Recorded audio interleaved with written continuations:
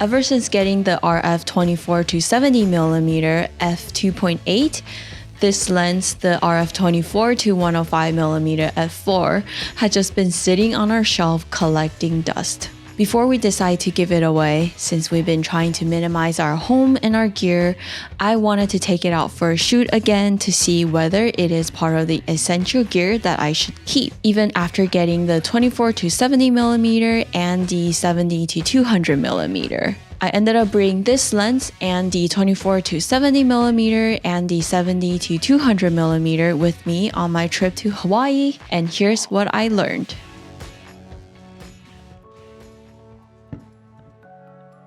This trip reminded me that the 24 to 105mm is much lighter and much smaller than the 24 to 70 f2.8. The 24 to 105mm weighs about 24.5 ounces, and the 24 to 70mm f2.8 weighs almost 32 ounces. I opted to bring the 24 to 105 with me to hike the Kalalau trail. I knew the trail was going to be long and strenuous, so traveling lighter than usual was important.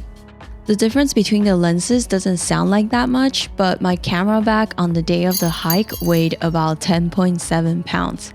It literally weighed me down throughout the journey. I'll probably have to train harder if I want to bring other gear with me next time.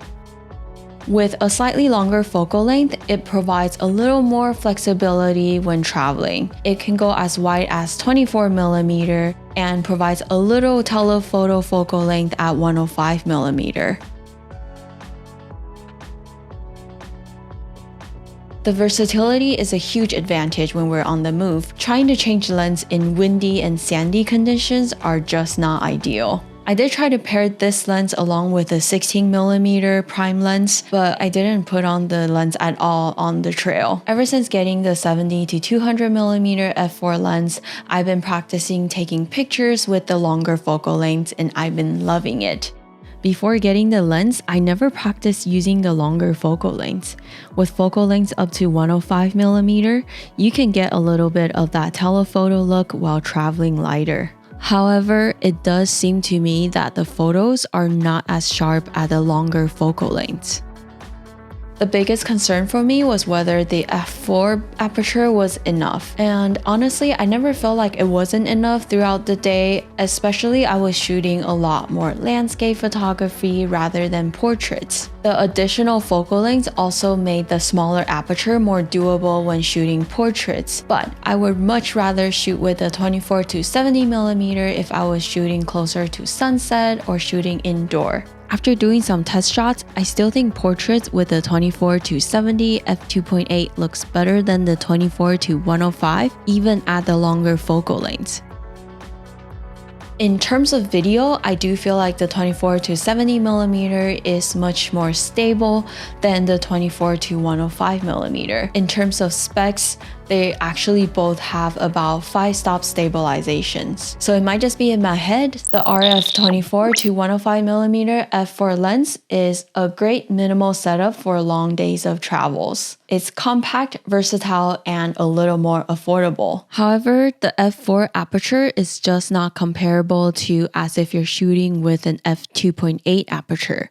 But it's a good trade-off if you like its versatility and just want to travel light. If you do want to travel with just this lens, I would recommend pairing it with a prime lens with a bigger aperture. I'm thinking about bringing this lens and the 24 to 70 and the 70 to 200 to Joshua Tree for more comparisons. It's hard to imagine I would go out with just the 24 to 70 without the 70 to 200 now. I can assure you that this setup is pretty heavy for traveling. With this setup, long days of traveling with the brevity jumper is definitely not enough. So what's my conclusion?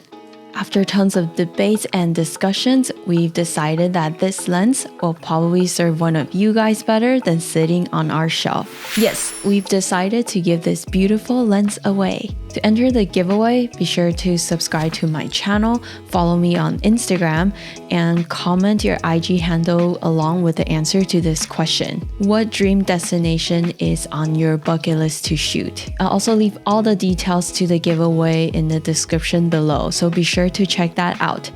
You can also get a bonus entry if you follow and subscribe to Andrew. Links to his channel are provided below.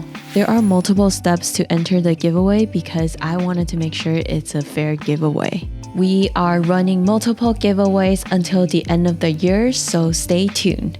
Thank you for watching this video. I hope you find it to be somewhat helpful. Hope you have a happy holidays, and I'll see you in the next video.